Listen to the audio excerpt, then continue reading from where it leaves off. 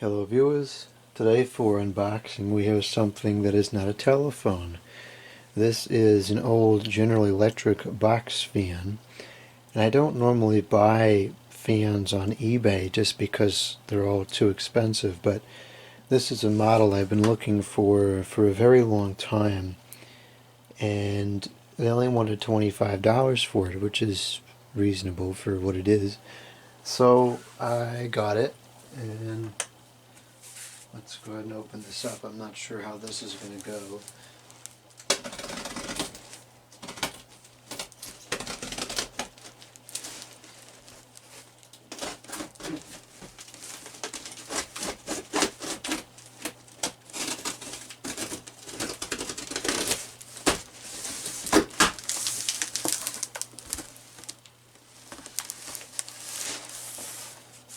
Okay, as soon as I get the other flap open here, I'll put it on the table and we'll open it as usual.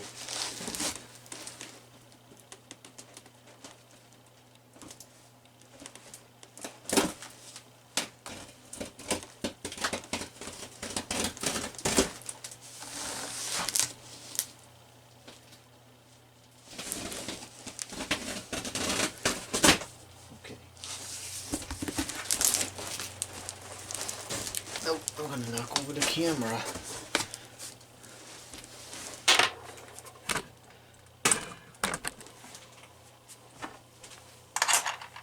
Let's try that again.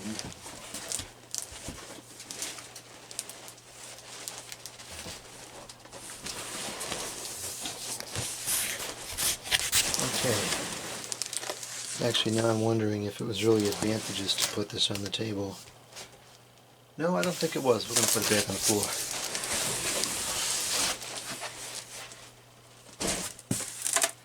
Okay, we'll just open it on the floor.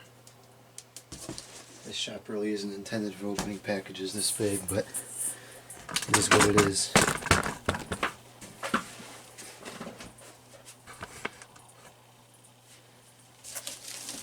Oh no, they used packing peanuts.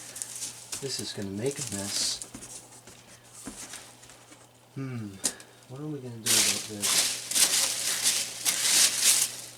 Yeah, I got to do something about packing peanuts. Okay, I'll be right back. Okay, I've got 2 boxes here. Hopefully that's enough to put all the packing peanuts in.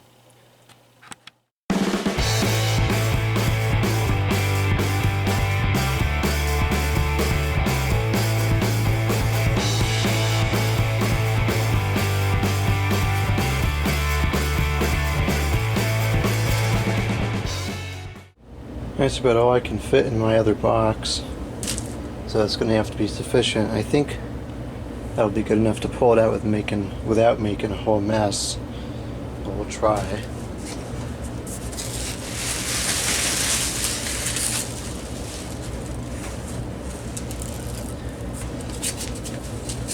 We had 3 fall out. This one too bad.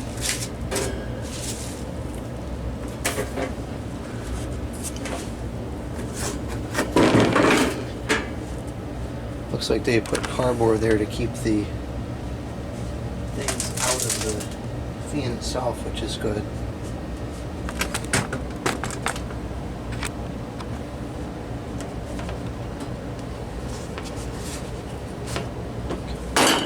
Open the guard to get this off because it's too difficult.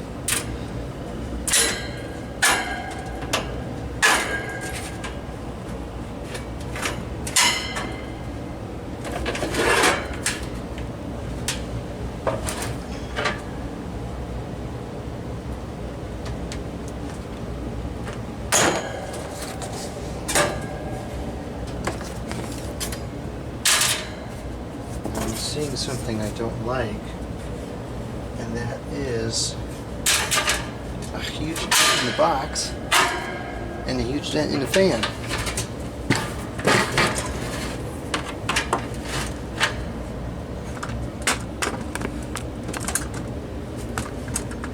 Look at that. And that is right where that is. So what I'm going to do And that's not the seller's fault. This was packed very well. That is a fault of unnamed shipping company that sent this in USPS.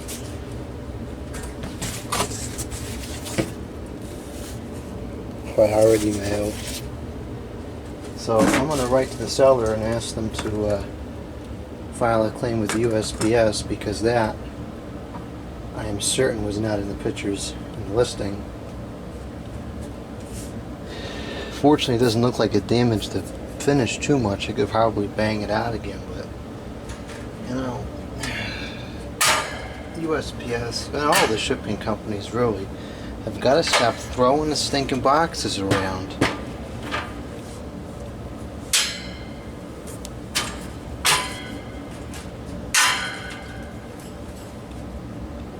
Okay, that's got good enough lubrication for a test. Cord has been replaced. This is clearly not the original cord, and I'll probably replace the cord again just to get it something like what would have been on the original, because this is nothing like it. I have one that has the original cord. It's floating around here somewhere, but this just doesn't quite match. So we'll probably replace this eventually, but for now it'll work. It's a 2-speed model. I'll bring this to the front of the bench here, and once again we're having a conflict of interest with floor space here. Try to get the camera farther back. There we go, that should be good.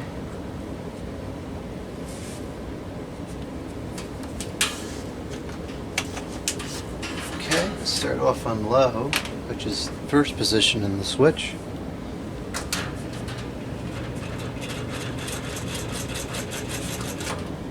What in the world? Is this something loose?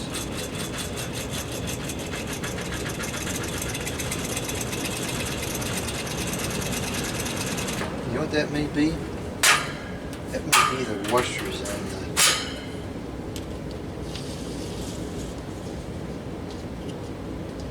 Nope, that's actually fairly tight. What could that possibly be then?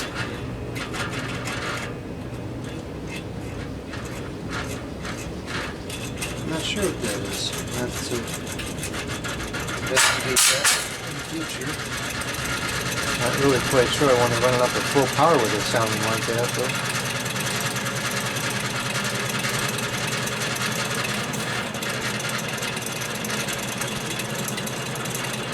That sounds horrible.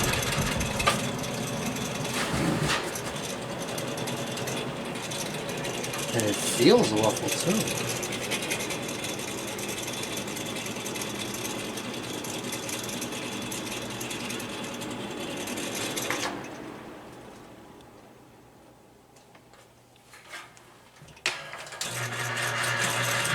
I don't think it's mechanical, because as soon as you turn it off, it's fine.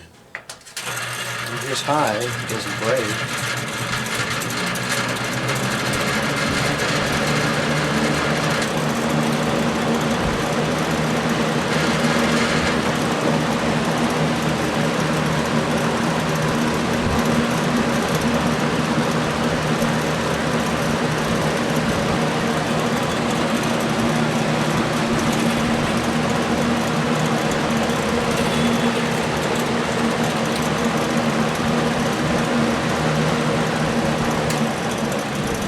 That truly sounds horrible.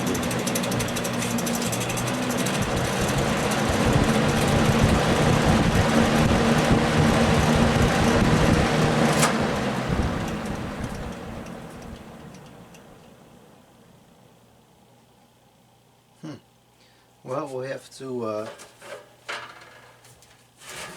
open up the motor and find out what could possibly be going on in there.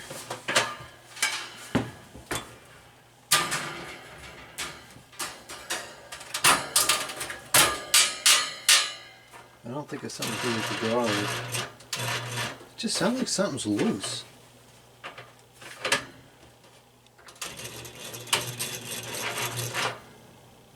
what it is.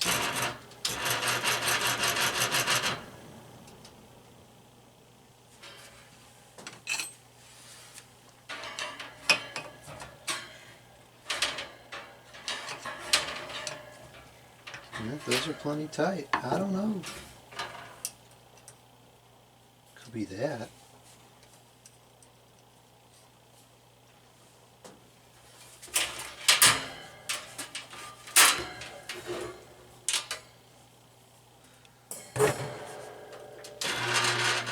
Nope, it's not there.